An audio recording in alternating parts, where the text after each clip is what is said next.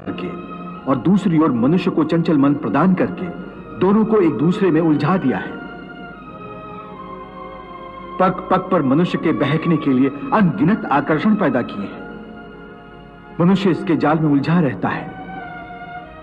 और क्षमा करना, तुम्हें जाल बिछाकर किसी शिकारी या बहेलिए की भांति जाल में फंसे मनुष्य के हाथ पैर मारने, उसके छटपटाने का तमाशा देखते रहते हो।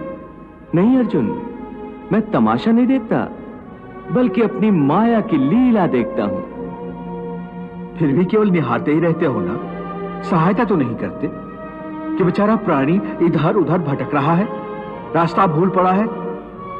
तुम्हारे मन में बेचारे मनुष्य की सहायता करने का विचार तभी नहीं आता कि आगे बढ़कर उसका हाथ थाम लूं, उससे सच्चा रास्ता दिखाऊं। बिल्कुल आता है, और मैं मनुष्य की सहायता भी करता हूं। परंतु कब कब करते हो तुम उसकी सहायता? मैं तो देख रहा हूं कि तुमने कर्म का विधान बना दिया है, जन्म मरण का चक्र चला दिया है, और इस चक्रव्यूह में मनुष्य को फंसा दिया है। ये तो कोई बात नहीं हुई, ये तो कोई सहायता नहीं हुई। मैं सहायता अवश्य करता हूं। अपने भक्त को मैं कभी बेसहारा नहीं छोड़ता, परंतु मनुष्य मेरी ओर देखे सहायता के लिए, मेरी ओर बढ़े तो मैं उसकी सहायता करूं ना। परंतु वो मेरी ओर बढ़ने के बजाय अपने अहंकार में डूबा रहता है, अपने बाहुबल के घमंड में पड़ा रहता है।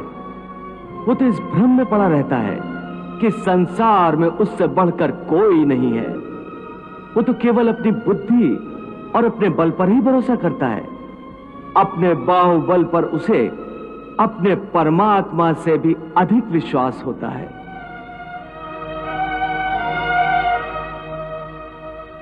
अपने रास्ते से भटके हुए मनुष्य की सहायता के लिए आखिर तुम उससे क्या चाहते हो?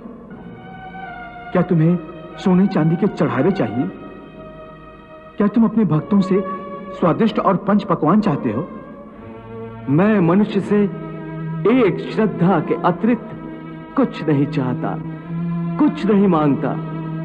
वो मेरे प्रति बड़े बड़े चढ़ावे न चढ़ाए। सोना, चांदी, घी, चंदन और पकवान के चढ़ावे मुझे नहीं चाहिए। श्रद्धा और भक्ति भाव से एक फल, एक फूल, फूल की एक पत्ती, जल का एक कतरा या चावल का आधा दाना ही सही, मैं उसको भी भक्त की श्रद्धा से कहीं अधिक श्रद्धा से स्वीकार कर लेता हूं। पत्रम पुष्पम फलम तोयम यो मे भक्त्या प्रयच्छति तद अहम भक्ति उपहृतम अश्नामि प्रयतात्मनः। अरे इतना भी ना हो सके तो श्रद्धा या भक्ति का एक आंसू ही सही, मैं उसे भी कबूल कर लेता हूं। श्रद्धा में डूबे उस एक आंसू में मेरा सारा अस्तित्व सराबोर हो जाता है। भक्ति अथवा पश्चाताप का ये आंसू चाहे लाखों पाप करने के बाद अंतिम क्षण में क्यों न बहाया गया हो, मैं उस अनुपम भेंट को भी स्वीकार कर लेता हूं और मनुष्य के सारे पापों को उस आंसू से धोकर उसे नवजात शिशु की तरह निष्पाप कर देता हूं, उसका कल्याण करता हूं, उसे मुक्ति देता हूं। केवल एक फल, फूल या पत्ते को अर्पण करने पर ही मुक्ति दे देते हो?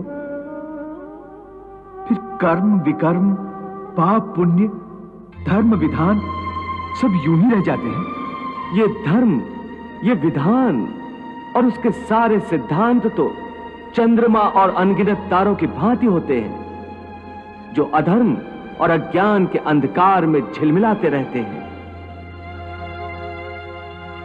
परंतु जब भक्ति का सूर्य उदय होता है तो ये सब के सब छुप जाते हैं। अर्थात भक्ति का स्थान इतना ऊंचा है कि धर्म भी उसके सामने तुच्छ हो जाता है।